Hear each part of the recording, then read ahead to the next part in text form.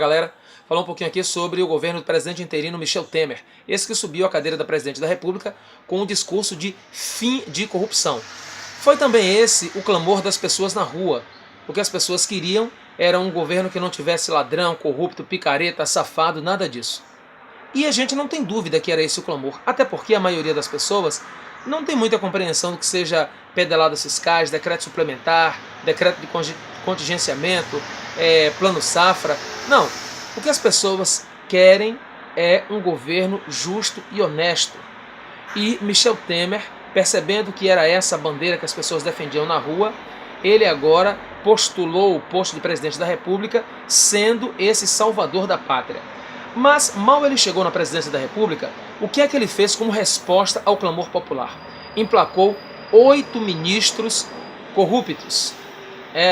8. Aí você diz assim, mas não é tanto assim não, Dilma tinha mais. Mas espera aí, eu não quero saber quantos corruptos tinha no governo de Dilma. Dilma não foi afastada também porque o governo dela tinha corruptos? Como é que eu agora posso me conformar com alguém que chega como solução para esse problema, trazendo junto com ele o velho problema? 1/3 dos ministros dele já envolvido com corrupção. 3, inclusive, não suportaram nem há um mês de investigação.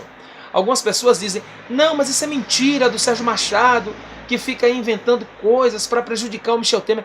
Não é mentira, não. Inclusive, os 2 primeiros que caíram, não caíram por causa de acusações do Sérgio Machado. Foram eles mesmos, com a própria boca, que se denunciaram, cavaram a sepultura com o próprio dente. E o terceiro estava tão envolvido em corrupção que mal o nome dele foi mencionado, ele já pediu demissão sem nem mesmo se defender. E logo depois nós ficamos sabendo que o Supremo Tribunal Federal estava já investigando ele por conta de corrupção. O próprio Michel Temer, ele também é investigado na Operação Lava Jato, também é suspeito de corrupção, e ele já está inelegível para os próprios 8 anos, coisa que não está acontecendo com a presidente Dilma. Então, assim, quando alguém vier com esse discurso de fim da corrupção, por favor, não relacione com o governo Michel Temer, não relacione com os deputados que estavam lá dizendo que queria isso.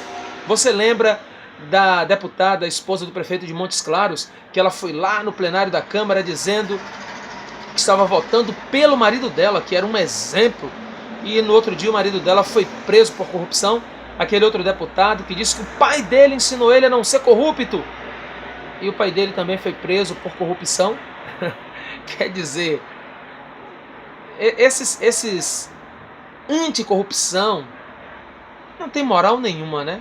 Nesse governo de Michel Temer, nesse congresso de falsos indignados, se você gritar pega ladrão, não fica quase ninguém. E se você gritar de novo, os que ficaram, corre também. Um congresso feito não apenas por corruptos, mas também por deputados ignorantes. Se o povo cá fora não sabia do que se trata esse processo de impeachment da presidente Dilma, do que ela é acusada, os deputados ali também não.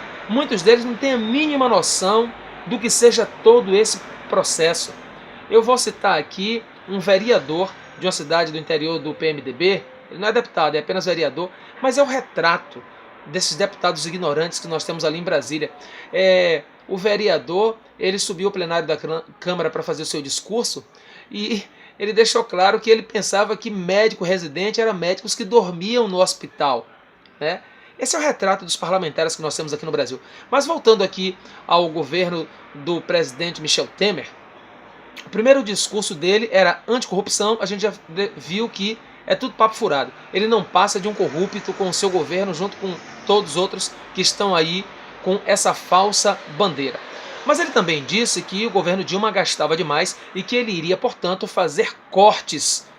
E alertou antes que não se trataria de cortes que prejudicasse a população, os mais pobres. Pois bem, em que é que ele fez corte? Ele fez corte no Pronatec, no ProUni, no FIES, no Minha Casa Minha Vida, no Bolsa Família. Como é que ele diz que não vai cortar programas sociais para pobre e faz corte justamente nesses programas sociais?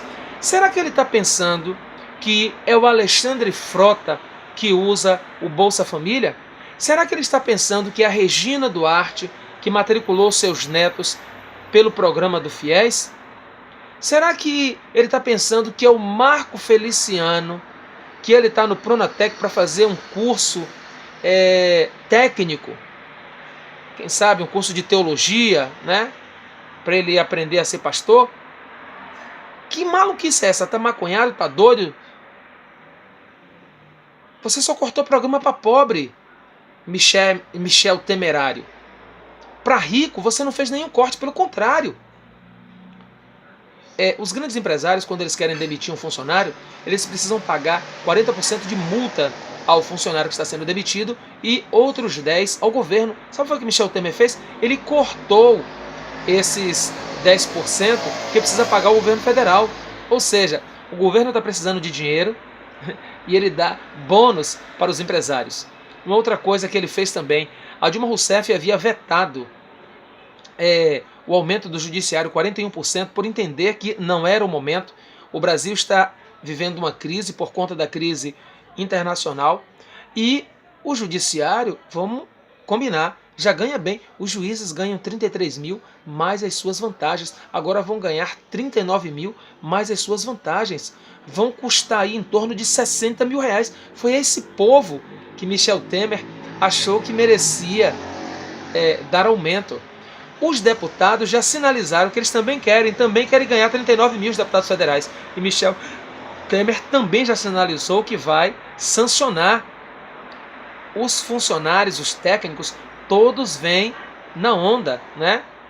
Até que não tenho tanta reclamação não contra os técnicos do judiciário, embora também não estava na hora de receber aumento não, tá? A menina do elevador aí que já ganhava 7, 8 mil reais, agora vai ganhar 12. Só tem o segundo grau. É bom quando uma pessoa simples ganha mais, mas não estava na hora de receber esse aumento não. Os professores estariam na frente desse aumento de vocês. Mas que fique registrado que ele não está dando esse aumento por causa de vocês, os técnicos. Ele está dando esse aumento para agradar os juízes. Quem ele quer ter do lado dele são os juízes do STF.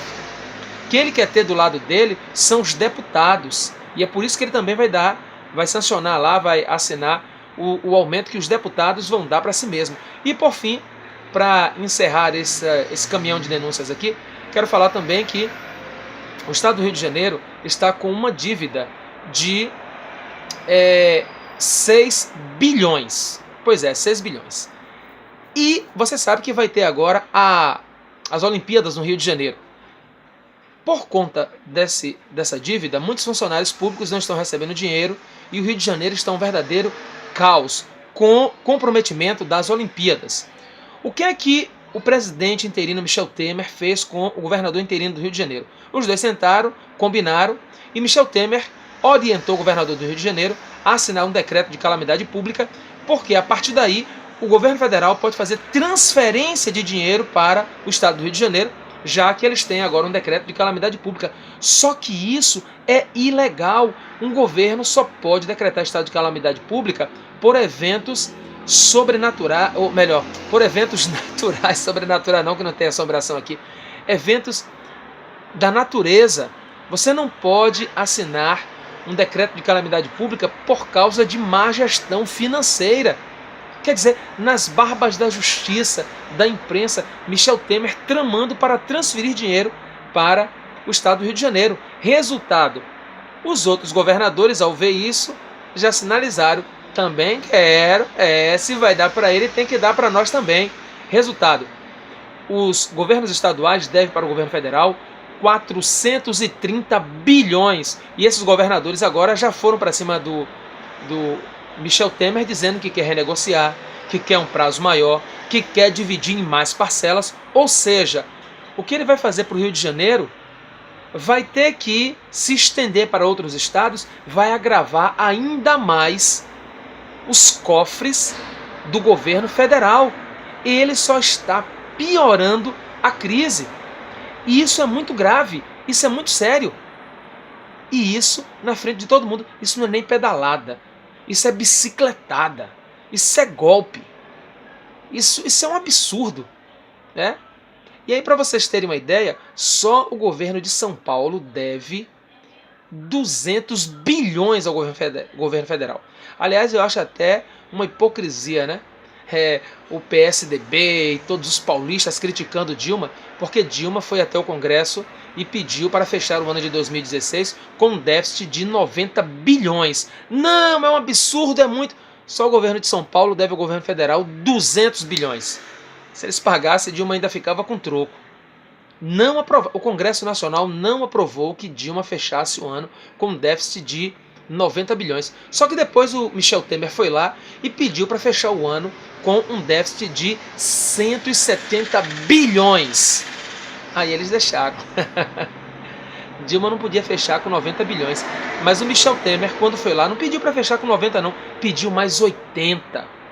Mais 80 para sair gastando, dando dinheiro para o Rio de Janeiro, dando aumento para o judiciário, dando aumento para deputado estadual e federal. E ó, o deputado federal, quando ele aumenta o seu salário, ele dá direito ao deputado estadual ganhar até 70% do que ganha o deputado federal. Agora veja, todas as Assembleias Legislativas do Brasil também vão aumentar os seus salários. Todas as câmaras de vereadores também ganham o direito de aumentar o seu salário. São 5.570 municípios no Brasil que os seus vereadores também terão seus salários aumentados e também todos os seus técnicos que trabalham nessas casas. Ou seja, Michel Temer, quando fala em economizar, só fala em economizar quando é cortando FIES, Pronatec, Bolsa Família, ProUni. Agora, para o resto, é gasto sem parar.